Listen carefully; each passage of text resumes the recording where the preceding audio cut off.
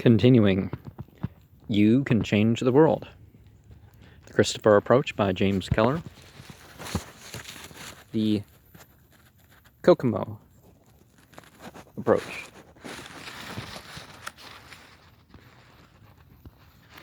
The morning after the papers first screamed the news, he took it upon himself to go down to the Slavic section of New York's Midtown East Side, where he rounded up a few men who felt as indignant as he did about what had happened in Central Europe. But what can we do about it? They asked him. Why not picket the Soviet Union headquarters on Park Avenue, came the prompt reply. Tomorrow. But that's impossible. It's never been done before, and on such short notice. I mean, where will we get the men? One of the group asked. That's your problem. This thing won't wait. You'll have to get the pickets somewhere. Leave the rest to me. With that, the Christopher turned on his heel and was off. An hour went by. An hour spent calling one signed contractor after another, trying to get a rush job done on some placards for the following afternoon.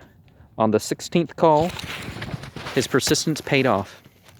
The signs would be ready when he wanted them. Next, he called the newspapers and motion picture newsreel companies, identified himself as a lawyer interested in Czechoslovak freedom, and told them of plans to picket the communist headquarters the following afternoon. And at 3:30 the following afternoon, the pickets, all Slavic Americans, were there, complete with signs protesting the red seizure of their former homeland.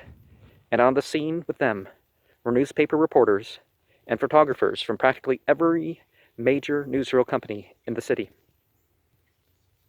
recording for posterity the free expression of what the man in the street thought about communist imperialism.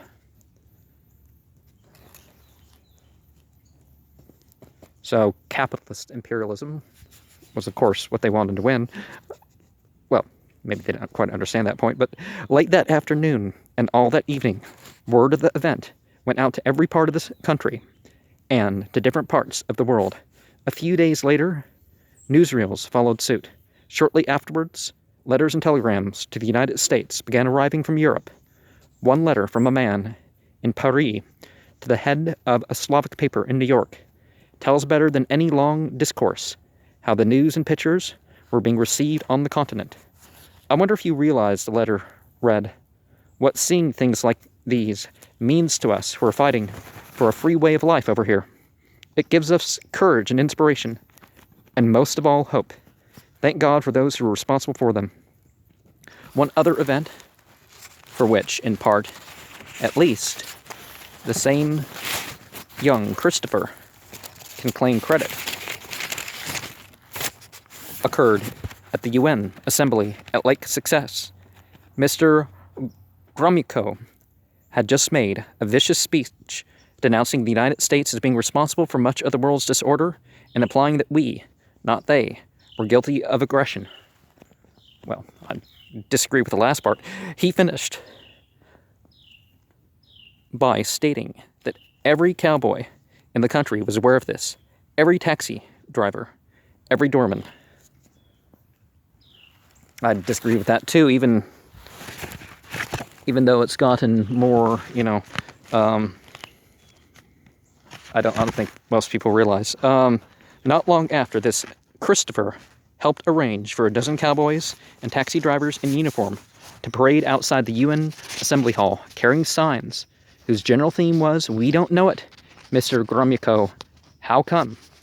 The importance of one little light. What this one Christopher did should be an inspiration to everyone who would truly bear Christ. Well, in Pauline Christianity, you're supposed to believe and obey the government no matter what, as your service to, the Christian Trinity. I mean, what's the verse numbers? Once a million men and women like him carry their light into the darkness of confusion, misinformation, and error, then this groping old earth of ours will truly come to reflect the brightness of him who is the light of the world. Those who witnessed a post-war ceremonial at Los Angeles Coliseum just after VJ Day can appreciate the physical accuracy of that statement. More than 100,000 spectators had jammed the huge stadium to witness a mighty pageant in honor of the city's war heroes. Thanks to the magic of Hollywood, the arena had been transformed into a terrifying, realistic battle scene. Exploding landmines shook the earth. Batteries of army tanks roared across the stadium. A mass formation of B-29s swooped down over the watching throng. The noise was deafening and the effect thundering and overpowering, as if to emphasize the helplessness and insignificance of the human individual in the face of so much mechanical might. Then something strange happened. Suddenly, all the outburst stopped. And stepping to the microphone, the master of ceremonies began to speak to the listening thousands. Perhaps you sometimes say to yourself, he began, my job isn't important because it's such a little job. But you are wrong. The most obscure person can be very important. Anyone here who wants to exert a far-reaching power may do so. Let me show you what I mean. Abruptly, the giant searchlights that bathed every corner of the Coliseum were turned off. From daylight brightness, the great arena was unexpectedly plunged into total darkness. Then the speaker struck a match, and in the blackness, the tiny flame could be seen by everyone. Now you see the importance of one little light, he said, but suppose we all struck a light. From all over the stadium came the sound of matches being struck, until faster than it takes to tell, nearly 100,000 pinpoints of light lit up the summer night. Everyone gasped with surprise. Quickly and effectively, there had been demonstrated to them the power of each single individual. Coming out of the Coliseum and making our way through the crowds towards the waiting streetcars, we found ourselves thinking about how comparatively easy it would be to bring peace to a heartsick world if only enough of the wonderful people in it would make a constant effort to spread the light of truth and combat the darkness of error. Is there a darkness of truth, too? People all over the earth are beginning to realize more and more that there is a very intimate connection between truth and freedom, severed by the scourge of war. Even those opposed to religion are more disposed to admit the inescapable conclusion of what Christ meant when he said, the truth shall set you free. Once a sufficient number of people realize that falsehood is nothing more than absence of truth, just as darkness is the absence of light, hate the absence of love. Oh, I concur.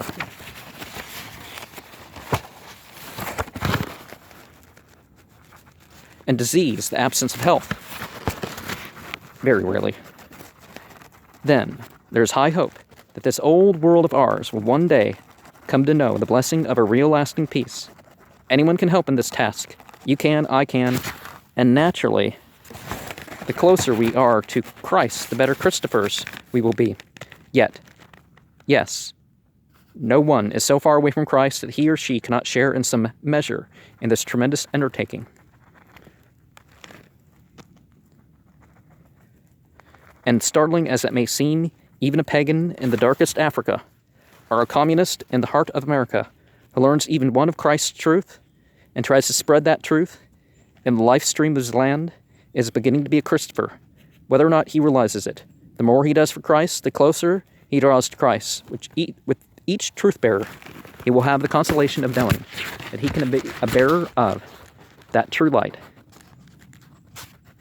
which enlighteneth every man that cometh into the world. They can be partners with him who said, I am the way, and the truth, and the life. John 14:16. All the messiahs of God, all the prophets basically had that role. Every one of us can be a bearer of Christ, a Christopher. Now, one of the things that one acts theologically and otherwise mythologically or whatever, what good or truth does Christianity have that is unique?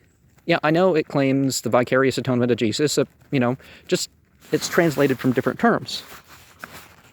But I do agree, as in the case of the Long Island barber, one man, this theater owner, did something about it, and did with equally far-reaching results.